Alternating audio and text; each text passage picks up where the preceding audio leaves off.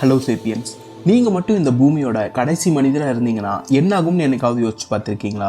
ஏதோ ஒரு காரணத்துக்காக நீங்கள் மட்டும் இந்த பூமியோட கடைசி மனிதராக இருக்கீங்கன்னு வச்சுக்கலாம். ஸோ இப்போ நீங்கள் என்ன பண்ணுவீங்க? உங்களுக்கு பிடிச்ச காஸ்ட்லியான ஃபுட்டை சாப்பிட ஆரம்பிப்பீங்களா? இல்லைனா நீங்கள் ஸ்டே பண்ணுறதுக்கு வேண்டி பெரிய பெரிய அரண்மனைகளை நோக்கி போக ஆரம்பிப்பீங்களா? இல்லைனா இப்போ ரோட்டில் யாருமே இல்லாதனால காஸ்ட்லியான கார்கள் எடுத்து ஓட்டிகிட்டு இருப்பீங்களா? இதில் எவ்வளோ நாள் உங்களால் உயிர் வாழ முடியும்? நீங்கள் மட்டும் இந்த பூமியோட கடைசி மனிதராக இருந்தீங்கன்னா என்ன ஆகும்?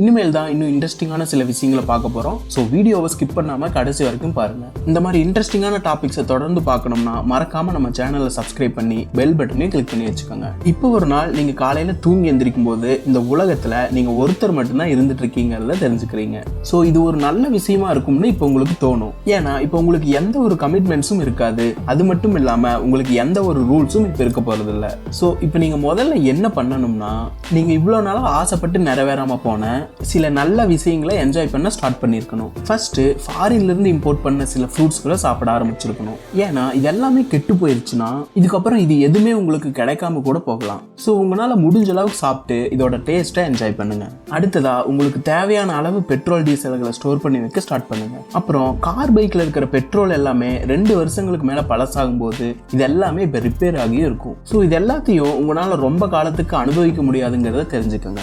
அடுத்ததா நீங்கள் தங்கறதுக்கு நல்ல ஒரு இடத்த சூஸ் பண்ணணும். ஏன்னா தண்ணியும் சாப்பாடு பேசிக் நீட்ஸா உங்களுக்கு இருந்துட்டு இருக்கிறதுனால இதெல்லாமே ஈஸியா கிடைக்கிற மாதிரி நல்ல ஒரு இடத்த சூஸ் பண்ணிக்கோங்க. ஆனா சிட்டிஸ் இப்ப உங்களுக்கு ரொம்பவும் டேஞ்சரானதா இருக்கும். ஏன்னா இப்ப இது எல்லாத்தையும் மெயின்டெனன்ஸ் பண்ண யாருமே இல்லாதனால இப்ப எந்த நேரத்திலையும் என்ன ப்ராப்ளம் வேணாலும் வரலாம். அப்புறமா இப்ப இந்த பூமியில யாருமே இல்லாதனால மழை, வெயில், பனி இதெல்லாமே முன்ன இருக்கிறத விட இப்ப அதிகமாக இருக்கிறதையும் உங்களால பார்க்க முடியும். இதனால இப்ப எல்லா காங்கிரீட் செவத்துலயும் பாசிகள் வர ஆரம்பிச்சு செடிகளும் முளைக்க ஆரம்பிச்சிருக்கும். இதனால எல்லா செவர்களுமே இப்ப விரிசல் விடவும் ஆரம்பிச்சிருக்கும். அது மட்டும் இல்லாம எல்லா சிட்டிஸ்லயும் நெருப்பை உருவாக்க ஒரு மின்னல் மட்டுமே இப்ப போதுமானதா இருக்கும். ஆனா இப்ப உங்களால ஃபயர் சர்வீஸ்க்கும் கால் பண்ண முடியாது. சோ இப்ப நீங்க ஒரு ஹில் ஸ்டேஷனை நோக்கி போறதுதான் நல்ல ஒரு விஷயமா இருக்கும். ஆனாலும் இப்ப இங்க அதிகமான அனிமல்ஸ் இருந்துட்டு இருக்கறனால இப்ப நீங்களே உங்களை தற்காத்துக்க பழகிக்கணும். இப்ப இந்த பிரச்சனைகள் எல்லாம் ஒரு பக்கம் இருந்தாலும் உலகம் ஃபுல்லா கிட்டத்தட்ட 400க்கும் அதிகமான நியூக்ளியர் ஃபேக்டரிஸ் இருந்துட்டு இருக்கு.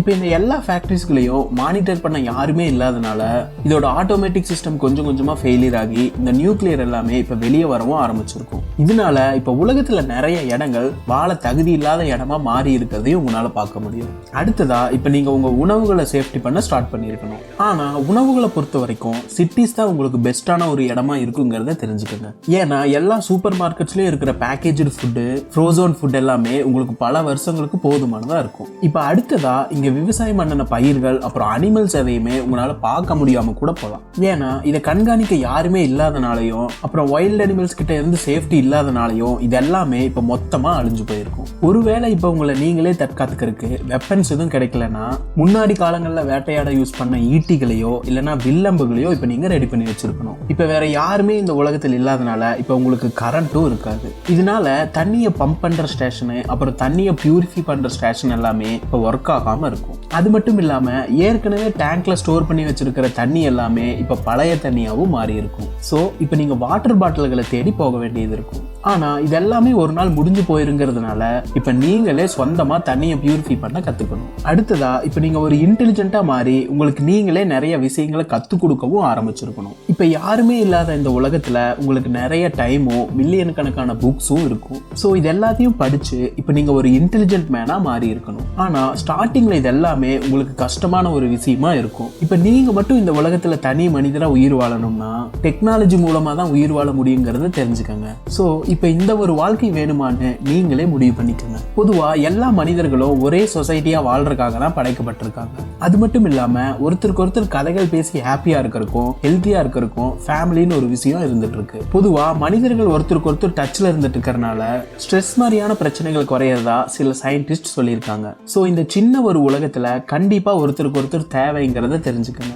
ஓகே, நீங்க மட்டும் பூமியோட கடைசி மனிதரா இருந்தீங்கன்னா என்ன ஆகும்னு பார்த்தாச்சு. அடுத்ததா நீங்க ஒரு பிளாக் ஹோலுக்குள்ள போனீங்கன்னா என்ன ஆகும்னு என்னைக்காவது யோசிச்சு பார்த்திருக்கீங்களா? அடுத்த என்னாகும் வீடியோல பார்க்கலாம். தேங்க்யூ ஃபார் வாட்சிங். சப்ஸ்கிரைப் டு என்னாகும். இந்த வீடியோ உங்களுக்கு பிடிச்சிருந்தா மறக்காம லைக் பண்ணி கமெண்ட்ல தெரியப்படுத்துங்க.